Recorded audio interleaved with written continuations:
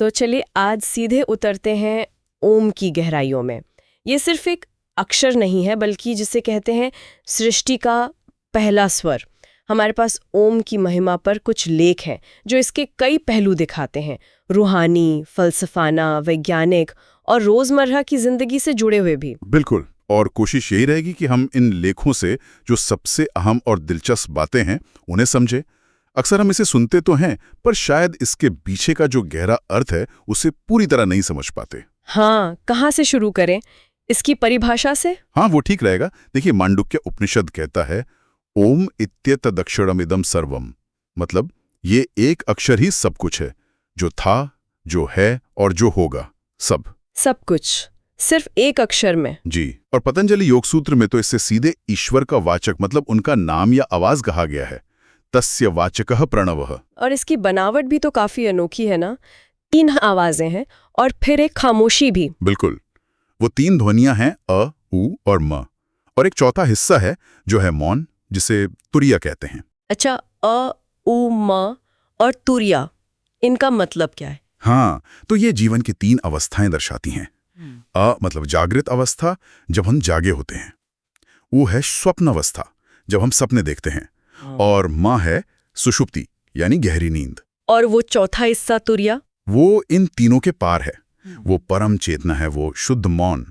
जैसे मान लीजिए समंदर में लहरें उड़ती हैं, अ उ म, पर जब वो शांत हो जाती हैं तो पीछे सिर्फ गहरा स्थिर समंदर बचता है। वही तुरिया है। वाह, ये तो बहुत गहरा है।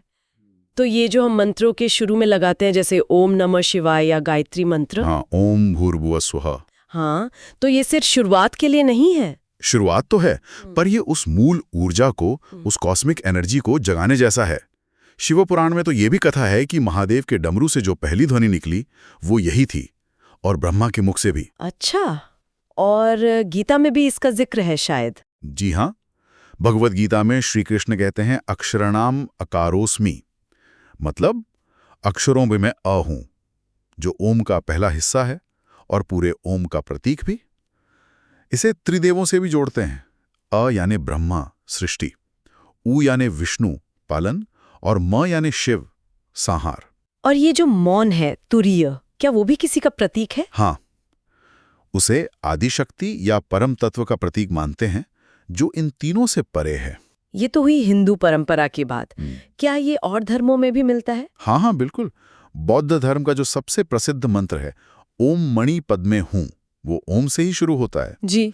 जैन धर्म में भी इसका महत्व है, और सिख धर्म की तो शुरुआती एक ओमकार से होती है।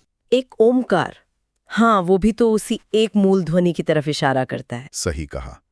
तो ये वाकई किसी एक धर्म या संस्कृति तक सीमित नहीं है, ये बहुत यूनिवर्सल है। ये आध्यात्मिक पहलू तो बहुत प्रभावशाली है।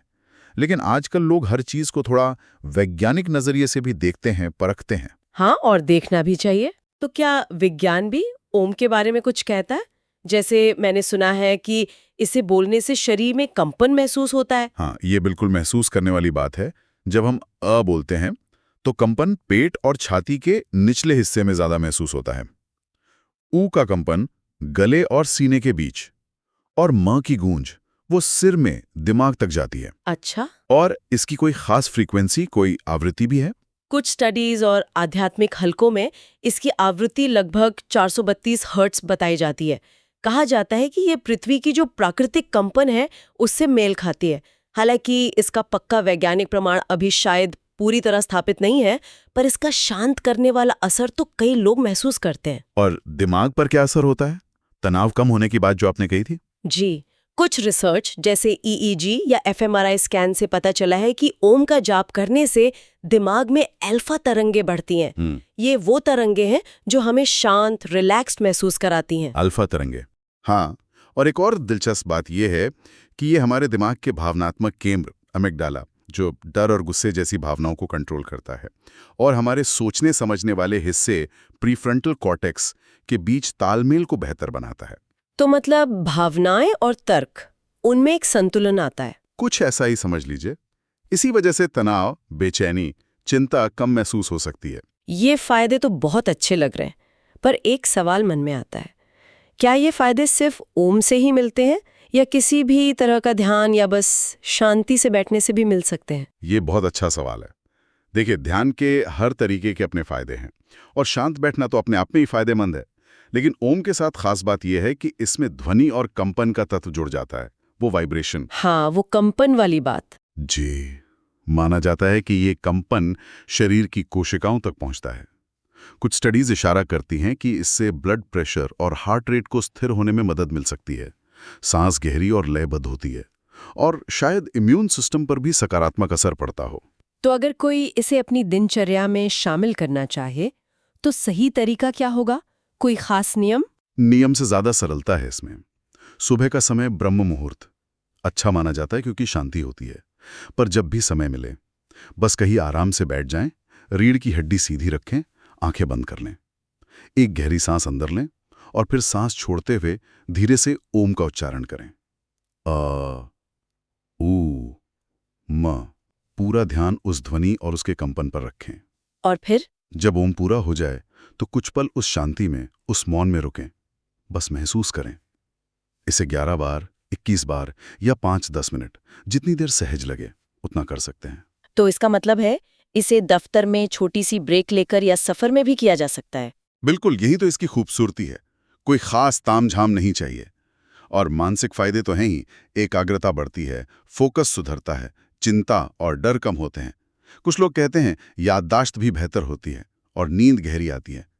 आत्मविश्वास भी बढ़ता है। पुराने मंदिरों के गर्भगृह के बारे में भी कुछ सुना है कि उनकी बनावट ऐसी होती थी कि ध्वनि गूंजती थी। हाँ, ऐसा माना जाता है कि वो ध्वनि विज्ञान या अकूस्टिक्स को ध्यान में रखकर बनाए जाते थे ताकि मंत्रों का, खासकर ओम का प्रभाव बढ़ सके। तो सार ये है कि ओम सिर्फ एक धार्मिक प्रतीक या मंत्र भर नहीं है, ये उससे कहीं ज्यादा है। बिल्कुल, ये एक तरह की कह सकते हैं ध्वनि तकनीक है जो शरीर, मन और शायद हमारी चेतना को भी जोड़ती है। ये एक सार्वभौमिक ध्वनि है। यह हमें याद दिलाती है कि हम सब उस एक बड़ी ब्रह्मांडीय चेतना का हिस्सा हैं। नियमित अभ्यास से यकीनन सेहत सुधर सकती है, मानसिक भी, भावनात्मक भी और शारीरिक भी। मुझे एक पौराणिक कहानी याद आ रही है कि कैसे पुराने समय में बहुत सारे ऋषियों ने मिलकर ओम का जाप किया था किसी नकारात्मक ऊर्जा को शांत करने के लिए। सोचती हूँ क्या आज के इस दौर में अगर बहुत सारे लोग मिलकर इस ध्वनि का सही तरह से इस्तेमाल करें तो क्या दुनिया में थोड़ी और शांति, थोड़ा और सुकून नहीं आ सकता? ये एक विचारणीय प्रश्न है। शायद वो गूंज आज भी उतनी ही शक्तिशाली हो। ओम, ओम, ओम।